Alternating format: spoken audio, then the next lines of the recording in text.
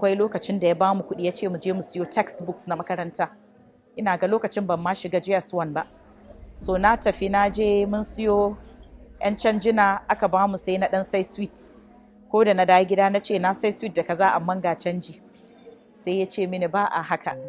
Idan an baki abu kika kawo wanda ya baki ki zo ki miƙa mishi ki bashi ki ce gashi in ya ɗauka ya baki to ya baki.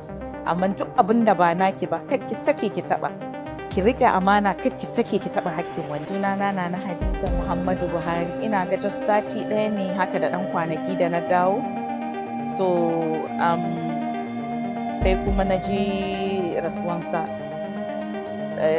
Akwai ciwo sosai, na ji zafin rasuwansa domin na san cewa dukkanmu matafiya ne, amma ban yi tunanin cewa mutuwa tana nan kusa ba.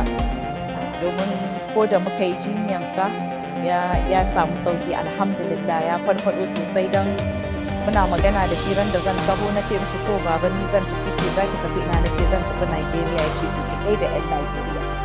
Muka yi sallama da shi to lafiya lau alhamdulillah. To kuma ana ta ce min sauki na ce to zan dawo sai in koma. To Allah bai kaddara haka ba, amma dai na gode ma Allah na koma.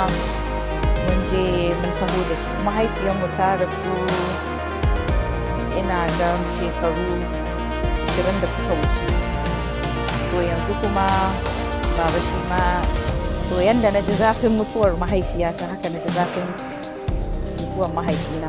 Na san cewa mu manya ne mu ma da 'ya'yanmu, amma haka dai ina ganin still ina ma kaina kallon mariniya. Allah da 'yan Najeriya sun zama marayu, balantana mutane masoyansa na arewaci da kudancin Najeriya gabaki daya.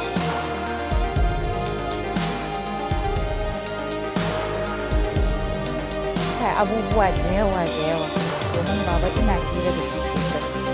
Muna hira don idan na shigo ma wuri sai ya ce min madam nana, haka yake kira ni, madam nana yake ce min. So muna hira muna wasa da shi sosai. Kuma idan ina tare da shi ko na tashi na yi tafiya ko wani abu sai ce ina tuna mishi da mahaifiyarsa. Wai yanayin mahaifiyarsa ina tuna mishi da ita, haka yake ce min. Kuma ina tuna abubuwa na alheri da abubuwa da ya mana da irin tarbiyyar da ya bamu. Ba zan manta ba muna yara, akwai lokacin da ya bamu kuɗi ya ce mu je mu siyo textbooks na makaranta. Ina da lokacin ban ma shiga JS1 ba. So na tafi na je mun siyo 'yan canjina aka bamu sai na ɗan sai sweet. Ko da na dawo gida na ce na sai sweet da kaza amma ga canji. Sai ya ce mini ba a haka.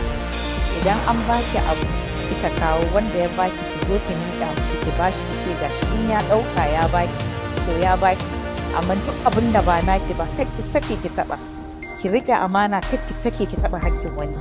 To tun daga nan wallahi alhamdulillah muna kwatantawa.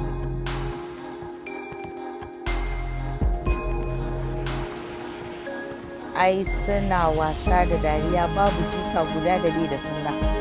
Daga mai sunan mama, akwai babban mutum, akwai wanda yake tsokana dai kala-kala, kowa dai da irin nashi sunayen dai da yake tsokanan su. Yana son jikokinsa, yana son wasa da su. Kuma baba generally mutum ne mai son yara kuma mai son 'yan uwa.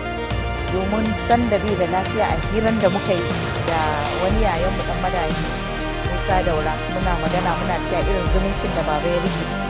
Suka ce to gaskiya wanda zai dauka after muna gaba amma haife shi ba.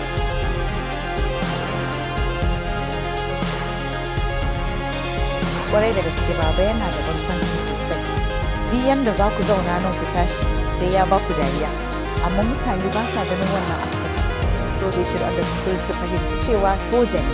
So kuma ya shiga soja tun yana yaro, so akwai wannan discipline din na soja. Amma baba mutum ne mai barkwanci kuma yana da sauƙin kai, kuma yana da son jama'a, yana da haƙuri ƙwarai da gaske, abin da ba a sani ba kenan. Kuma baba ba za ka zage shi ba yanzu ya maida maka.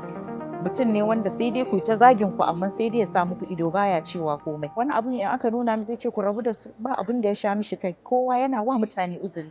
Mutum ne mai wa mutane uzuri, shi babu ruwan shi.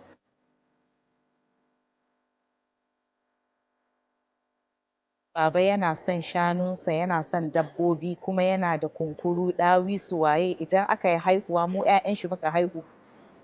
a lokacin kunkurun shi na haihuwa sosai, duk ɗan da aka haifa jika da aka haifa masa zai aika kunkuru aure, so haka yake, ko kuma ya aika ɗawisu. Baba ya rike mutane sosai yan uwa.